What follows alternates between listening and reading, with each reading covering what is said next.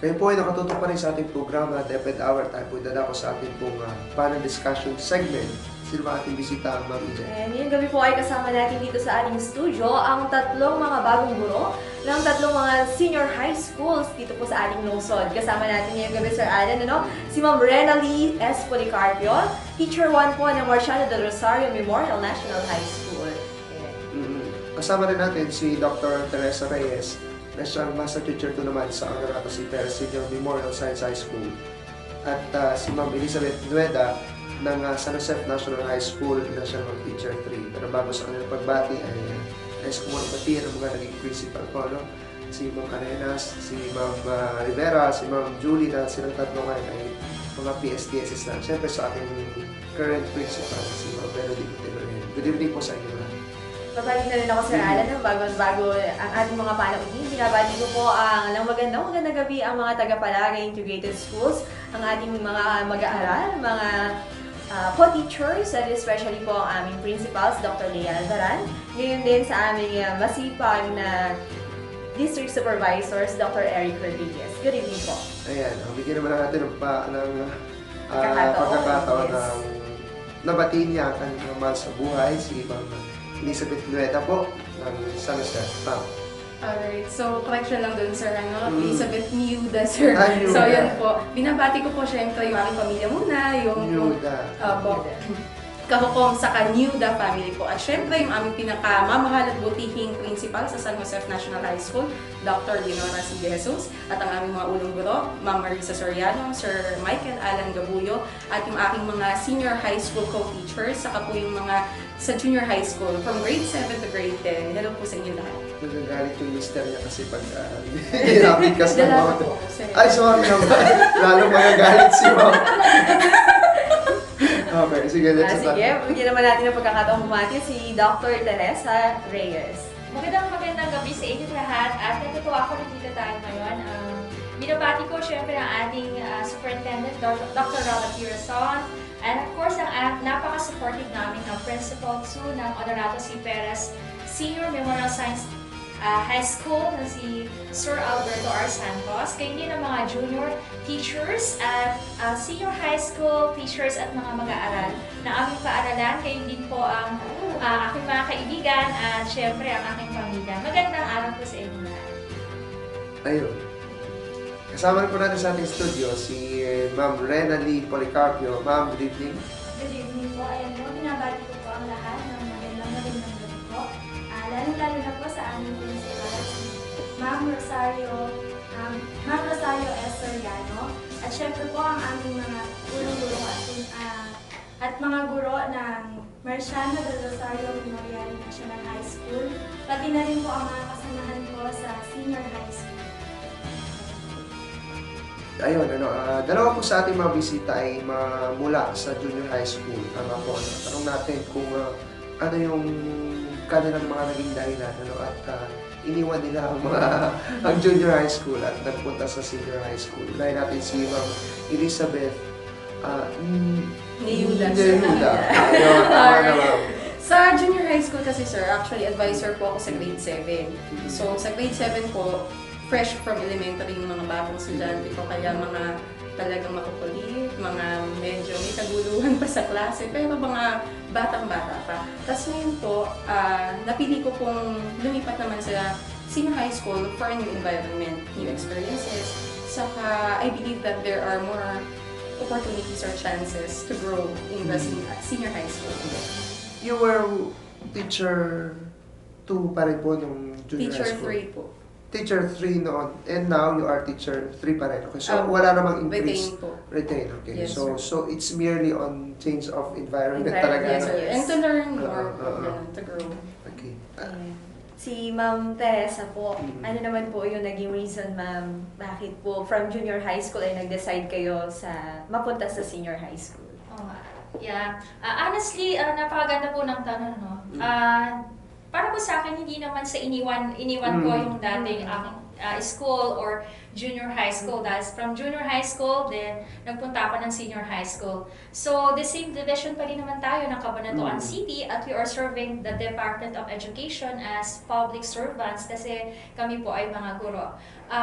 isa po siguro itong opportunity, gaya nga ng sabi ni Ma'am Yuda, no, na hindi tayo dapat confined sa isa lamang kahon, no? Kumbaga, meron tayong napoforesee natin as leaders, tayo mga teachers as leaders na kailangan mag-grow tayo, magkaroon pa tayo, mag-invest tayo ng oras at ng ating education, hindi lamang sa dati na nating alam, kundi dun sa bagong madidiscover pa natin. Kasi meron tayong mga challenges, katulad nitong senior high school. Kasi ang RA 10533, yung ating K-12, isa tong hamon sa, hindi lang sa mga kabataan, sa mga magulang, maging sa teachers na tayo ay maging, tayo ay maagap, tayo ay handa para dun sa mga pagbabago na dapat sana na ang mga guro ay handang-handa para sa ganitong napakagandang pagbabago. Kasi po, ang pagbabago kasi ay maaari nating tanggapin na negative or positive. Pero sa aming mga guro, ako'y naniniwala na isa tong napakagandang at positibong paraan upang kami ay mag-respond dun sa hamon ng ating 21st century skills na dapat matamo ng ating mga mag-aaral sa ating panahon ngayon. Very well said, Sir Alan. Pero ang punto niyo talaga ay professional growth kasi si Ma'am ay from junior high school ay ano pong rango? Dati po kasi as a grade 9 ako nagtuturo, so ako ay teacher 3 sa San Jose National High School at ngayon po ay master teacher 2 sa Honorato Superas Senior Memorial Science High School. So isa itong pagkakataon na maiisip natin na kasabay ng aking pag-aaral at pagtatapos din sa doctorate na ibang level naman ang ating i-aspire. Kasi dito malalaman natin, kagaya nga ng mga tinanong sa amin sa interview, na ang lagi namin sinasabi ay kailangan ma-upgrade ang ating mga kaalaman, ma-share natin ang ating mga skills o yung makabago nating nalalaman para makasagot tayo dun sa ninanais o dun sa challenge sa mga bata, sa grade 11 students. Tama naman yun, Ma'am, dahil ang mga may higher educational attainment talaga ay malaki ang kinapupunta sa senior high school. May kakilala nga ako na from an elementary school kasi yun lang ang bakante noong siya ay nag-apply, pero siya ay complete academic requirements na sa kanyang doctorate and in line pa yung kanyang kinuha, it's English. Okay, so from teacher 1, from a far lang area na doon yung elementary school, senior high school siya. But not in that division, this division, master teacher to rin siya. Ayun, so nagbigay ito ng malaking oportunidad sa mga guro, kasi sabi noon pag kung anong kursong edukasyon, mag-elementary ka kasi mas maraming elementary school kaysa secondary school. Okay, so totoo naman noong mga panahon na yun. Pero ngayon, at par na ang competition, kasi meron ng senior high school. At mukhang mahigpit pa nga sa elementary yun kasi mas marami kami. Ngayon, parang mas mabagal yung professional growth. Ayan, so. Sige, alamin naman natin, sir, kay Ma'am Renally. Balita ko itong si Ma'am Renally ay bagong guro talaga. I mean, bago sa field, sa DepEd, po. So, kamustahin natin siya. Kamusta, Ma'am, ano ang naging dahilan? Bakit mas pinili mo mag-apply sa senior high school kaysa sa junior high? Well, actually po, kasi hindi naman talaga ako education graduate. So, BSIT po talaga ang course ko. Then, nag-take lang ako ng units for teaching. Kasi, yun na, eto na po kasi talaga yung level na kailangan nating i-pursue, di ba? So, ayun po, nag-decide po ako na mag-apply sa senior high school. Kasi alam ko, kaya kong i-cater yung mga students. Kaya kong bigyan ng knowledge yung mga students na in-line dun talaga sa track na gusto nila. Yun po. So, by the way, ang tinuturuan ni Ma'am Renally ay ano nga po, Ma'am? TVLICT po. Paki-spell out nga po natin. Yun po, sa TVLICT, textbook po siya. So, sa ICT po, ibig sabihin po sa computers po. So, kaya po talaga in-line po talaga ako kasi Bachelor of Science in Information Technology. So, mai-apply niya talaga, Sir Alan, yung mga natutunan niya nung college, right? And ang alam ko sa computer hardware servicing din. Yes po. Oo, si Ma'am. Yun po ako. Well, dati po kasi yung computer hardware servicing, yun po yung NC2 natin dati. Pero ngayon po kasi bagong na meron na po tayo ngayong computer system servicing. So, mas pinalawak. So, dito po sa part na to, sa computer hardware servicing, pwede ko pong ituro sa mga bata yung sa basic. Then, papunta na kami sa broad knowledge na kailangan po nila. So, si ma'am, ang alam ko wala namang professional board exam ang ICT. But you are an NC holder, syempre, definitely. Pero ano na rin po ako. No, I mean Yes. Nag-take siya ng ano eh. In the education, of Oo, course. But in the UNIS ICT, na. wala. Wala. Mm. Pero licensed na siya ngayon as Mm. teacher. Yes. Si ma'am, ano naman, Dr. Teresa Reyes ay sa STEM. Specifically, ano pong tinuturo natin? Sa grade po. Yes, ma'am, as sa senior high Okay. school.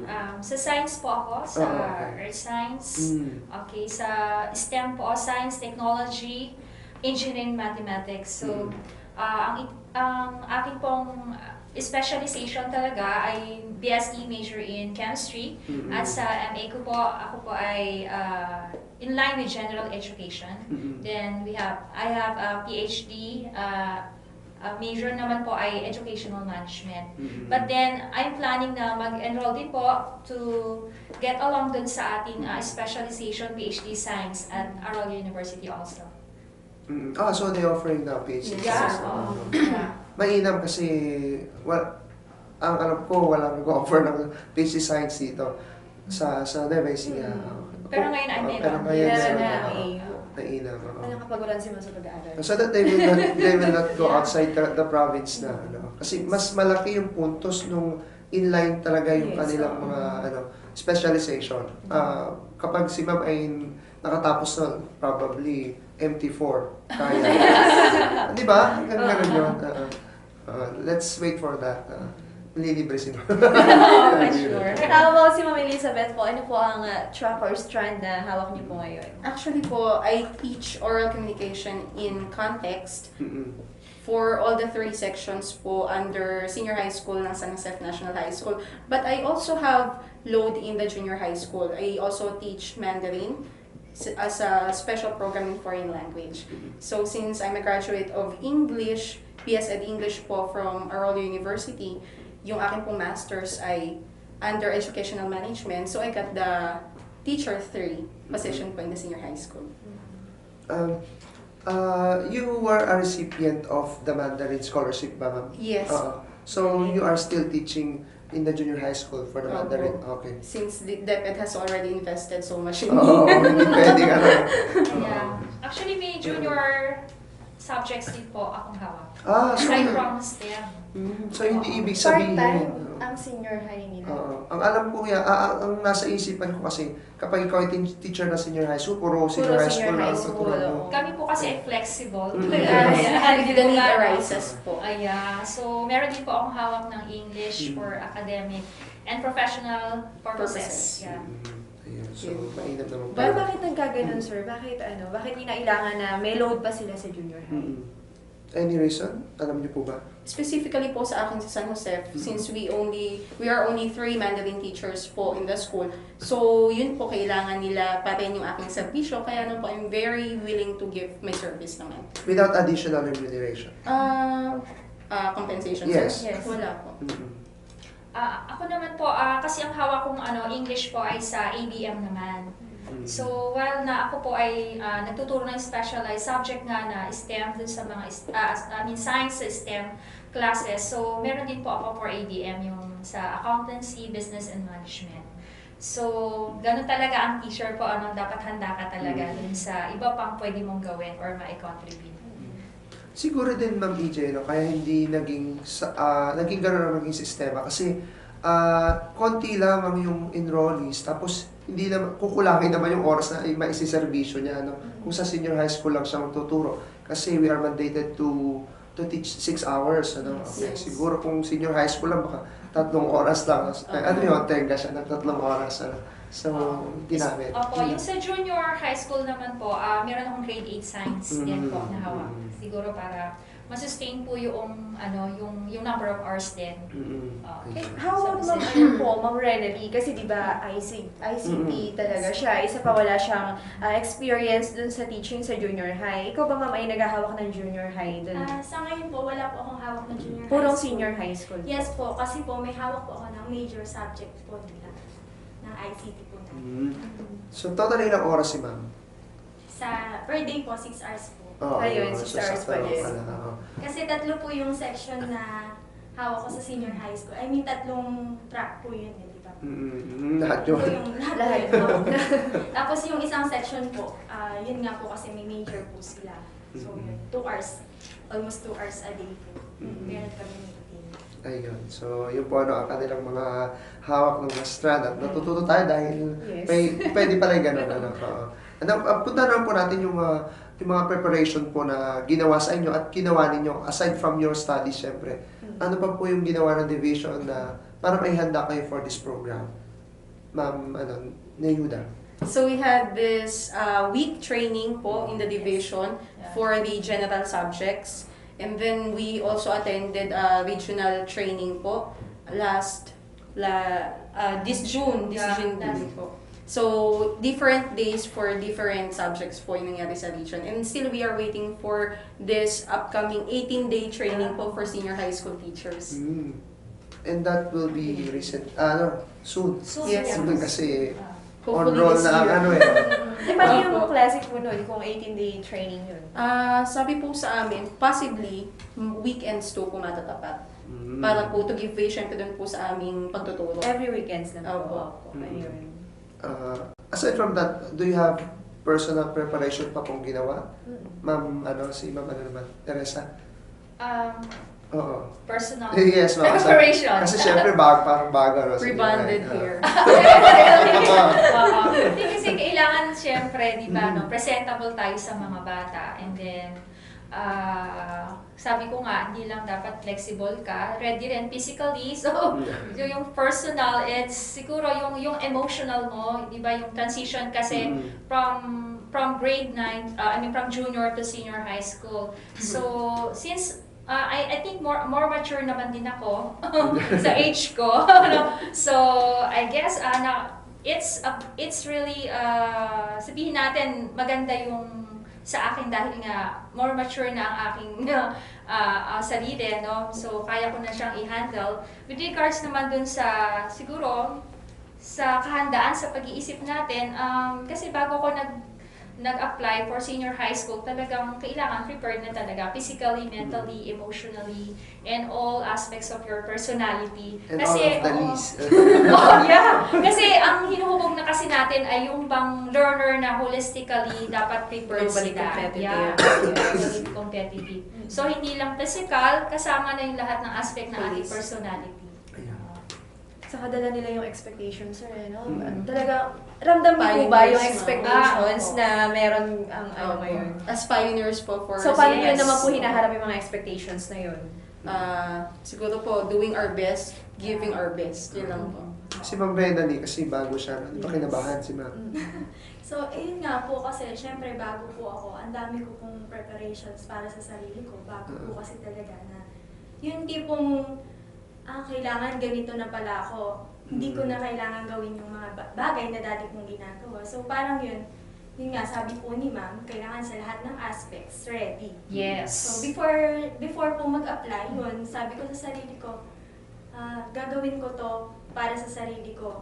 Gagawin ko to para sa future. Para sa mga bata. Yun po. Sige, next week nasa MMK na sila. Abangan niyo po ako. Ayan, so talagang kailangan maging handa, Ma'am EJ. Kasi kapag hindi talaga buong puso mo dyan, hindi man ang mangyayari sa iyo. Lalo silang tatlong tracks na. Hindi po, isang subject lang. Isang subject lang. Ikaw lang ba ang computer teacher daw? Opo, doon po sa senior high Sa school. senior high Sa school. senior high school. Ilang sections po meron kayo doon? Then sa senior high school po kasi, pinipili isang section lang po. Bawal siya. Opo. Gas, housekeeping, saka po ICT. Ngayon naman ay pag-usapan natin yung mga challenges. Siyempre, bago yan. At marami ang kinaharap ng mga, sabi ko, pagsubok din. Unahin natin yung challenge sa student behavior. Kasi, di ba, pag elementary, sabi, makukulit. Pagka school naman, parang mas lang makulit. Ano ba, pag sa senior high school, medyo naging, sila, poised, naging mas mature. With our first week of experience with the senior high school students po, I must say that So far, so good. Mm-mm. Mas behave po yung mga bata, mature. Actually, feeling college sila. Oo. Ganun na sila, ganun na po yung kilos nila, saka yung pananalita. Saka mas, yung mga dati sa junior high school na hindi ganun active sa klase, mas nagpa-participate na po ngayon. Ganun po. Did you think na mangyayari yung katulad ng scenario ng junior high school na nakakaharap mo, Ma'am Teresa? Sa Honorato C. Perez Senior Memorial Science High School, I'm very glad kasi ang mga bata doon talagang sabihin na natin na talagang advanced po sila with regards to science and technology. At ang nakikita ko dito ay bilang guro, meron naman tayong ang tawag dito, philosophy, no? Paano natin sila aralin. We must understand the learners, of course, yung nature nila, yung behavior, para ma-address ko kung ano yung dapat natin adjustment na kung paano tayo makikitungo sa kanila. With regards to behavior, napakababait po ng mga mag-aaral po doon. Talagang, sila, very proactive. Okay? And discipline also. At doon nga po, sa may 3-week DLL na suggested po ng DepEd. So, sa mga activities na yun, nakita ko kung gaano sila ka-active, no? Hindi lamang sa paraan na suggested activities doon sa DLL, pero nag-debate din kami doon sa paraan ba na meron pa silang naiisip na mga idea kung paano nila ma-express yung sarili nila bilang mga 21st century learners. Yeah. So, napakaganda ng experience. Sa una pa lang talagang makikita mo yung kanilang eagerness, katulad nga nang binanggit ni Ma'am Hilda, no? Yung bang attitude na talagang grown up sila, mas ate or kuya sila kaysa dun sa mga junior students. So, makikita natin yung leadership talaga na talagang makikita sa galaw nila, sa kilos nila, at more mature din talaga kung paano sila mag-express ng kanilang mga saloobin. Gayun din sa topic kasi doon sa DLL natin, hindi po ba mga ma'am, yung about doon sa multiple intelligences, ano po. So, doon pa lang ay na-recognize natin kung more than sa 2 lang or 3 intelligences meron sila. So, sa ganun paraan nakita natin kung ano yung mga paraan nila, kung saan sila mas best, na paraan na natututo, paano sila mas magiging relax or independent or in terms ba ng collaboration, kung paano natin gagawin yung mga activities sa loob ng classroom. So definitely, napakaganda ng experience namin this last week and then this week, yes. So, napakaganda. The first week, Sir Alan. First impression Siguro hindi class. talaga problema sa kanila yung student behavior. Saka mga dati na muna silang manuno. Pero malalaman natin yung iba pang bagay. Pagdating naman doon sa Marciano del Rosario, kung ano ba yung student's behavior, no? Siguro, mamaya sumandali pagkatapos ng ating paalala. Paalis mo balik po, Deped.